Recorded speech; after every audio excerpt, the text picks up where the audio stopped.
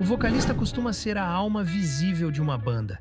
É quem dá a voz, o carisma, quem muitos fãs reconhecem como o rosto do grupo. Mas, às vezes, também pode ser sua ruína. Egos descontrolados, vícios, decisões absurdas ou puro caos pessoal já arrastaram grandes bandas para o abismo. Hoje relembramos 10 grupos que foram destruídos por culpa de seus próprios vocalistas.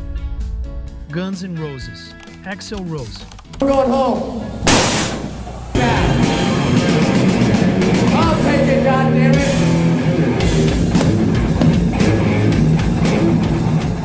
Sim, ele de novo. Porque se por um lado é um dos frontmen mais icônicos do rock, por outro também foi um dos mais problemáticos. Seus constantes atrasos, atitudes imprevisíveis no palco e brigas internas foram implodindo a banda por dentro. Slash, Duff, Easy, todos acabaram saindo porque não aguentavam mais. Durante anos, Axl foi o único membro original, fazendo turnês com uma versão dos Guns que muitos fãs já não reconheciam. O talento ainda estava lá, mas o espírito da banda estava quebrado. Além disso, seu temperamento instável o tornou uma figura difícil até para produtores de shows, gerando cancelamentos, processos e um longo declínio na relevância do grupo. Só com o tão esperado reencontro com Slash, o nome voltou a brilhar um pouco, mas a ferida já estava feita. Stone Temple Pilots, Scott Weiland.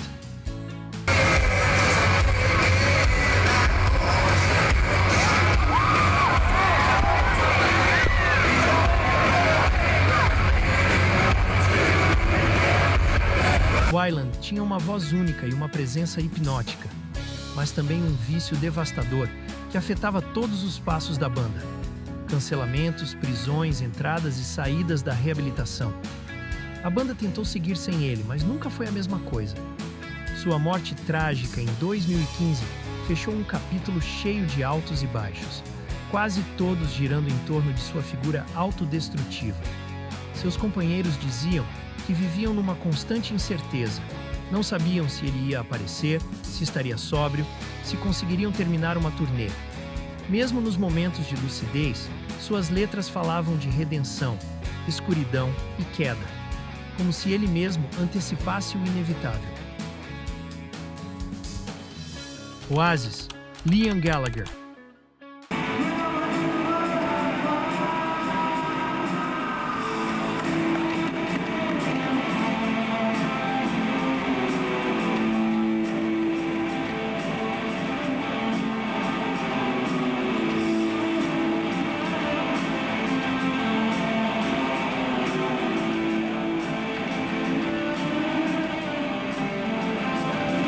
Poucas bandas tiveram uma relação tão intensa e tóxica quanto o Oasis, e grande parte do caos vinha de Liam. Sua arrogância, as brigas constantes com Noel, o comportamento imprevisível em turnês e entrevistas, fizeram tudo explodir em 2009. Noel não aguentou mais e saiu. Desde então, os fãs sonham com uma reunião, mas o orgulho e a língua afiada de Liam continuam sendo o principal obstáculo. Nos últimos anos da banda, os shows eram cheios de tensão e momentos constrangedores, com abandonos de palco e alfinetadas entre os irmãos até pelo microfone. O que começou como uma banda capaz de lotar estádios virou uma história de autossabotagem. Apesar de tudo, Liam ainda tem uma base de fãs fiel que o idolatra. Prova de que o conflito também pode virar mito. The Doors, Jim Morrison.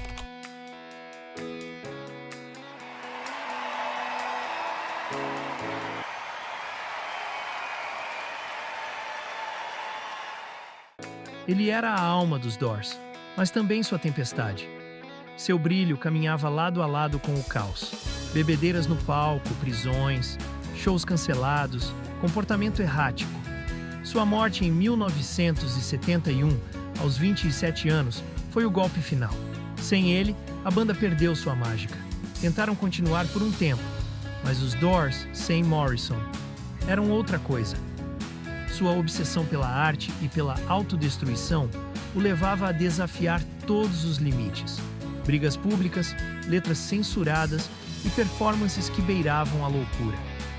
O famoso incidente em Miami, onde foi preso por supostamente se expor ao público, marcou o começo do fim. Morrison vivia no limite e arrastou toda a banda com ele. Até hoje, sua figura divide opiniões. Para alguns, um gênio incompreendido. Para outros, um ídolo que nunca soube parar.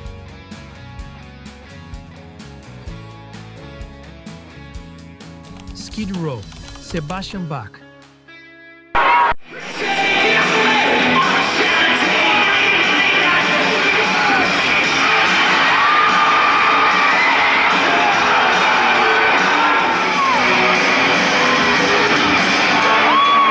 Com sua cabeleira loira e voz aguda, Sebastian Bach virou o símbolo do Skid Row. Mas seu ego inflado e a tendência a arrumar confusão destruíram tudo. Brigas com a banda, com outros músicos, com a imprensa, até que foi expulso. Desde então, o Skid Row nunca mais voltou ao mesmo nível. E Bach também não conseguiu uma carreira solo à altura. Diziam que era impossível trabalhar com ele, queria decidir tudo, não aceitava críticas e frequentemente se desentendia até com os próprios fãs. Numa ocasião, jogou uma garrafa em um espectador que o xingou. Esse nível de agressividade o tornou uma figura divisiva e a banda não conseguiu sustentar a tensão por muito tempo. Apesar de algumas tentativas de reconciliação, as feridas continuam abertas e o legado do Skid Row ficou preso nesse conflito. Creed, Scott Stapp. Thanks, man. Thanks for joining us here. You know Beth? How are you, man? Good to see you. We met. We kissed. So, You know, like, the deal was, man, is it was like, you know, I felt like people need to, you know, like, know what was up. you know, where's that? Did you write all the songs on Creed? Yes, I did. Yes, I did. And so that's where I make more money than No Howard. fim dos anos 90, o Creed estava no auge, mas o comportamento instável de Scott Stapp, incluindo discursos religiosos nos shows, vícios e delírios de grandeza, afundou a banda. Ele chegou a ser preso por ameaças e sua saúde mental virou preocupação pública. O Creed tentou voltar, mas nunca mais foi o mesmo. Em uma entrevista, Stapp confessou que achava ter sido escolhido por Deus para cumprir uma missão divina, enquanto estava sob efeito de várias substâncias. Seus discursos entre músicas começaram a afastar até os fãs mais fiéis. A banda passou de sucesso multiplatina a motivo de piada, em grande parte por causa da imagem transmitida pelo vocalista. INXS, Michael Hutchence. O carisma de Hutchence levou o INXS ao estrelato, mas seus excessos também condenaram o grupo. Sua vida pessoal ficou cada vez mais caótica, com relacionamentos conturbados, uso de drogas e uma espiral descendente que terminou com seu suicídio em 1997. A banda até tentou continuar, mas o vazio que ele deixou foi irreparável. A intensidade com que vivia tudo o fazia perder o controle da própria vida, e isso se refletia na música, nos ensaios e nas turnês.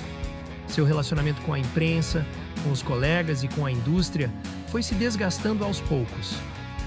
Sua morte foi o ponto final de uma era dourada que, sem ele, nunca mais voltou. Velvet Revolver, Scott Weiland de novo. Sim, Weiland merece duas menções. Depois do STP, ele se juntou ao Velvet Revolver com ex-membros do Guns N' Roses. No começo foi explosivo, sucesso de crítica e público, mas os velhos demônios voltaram.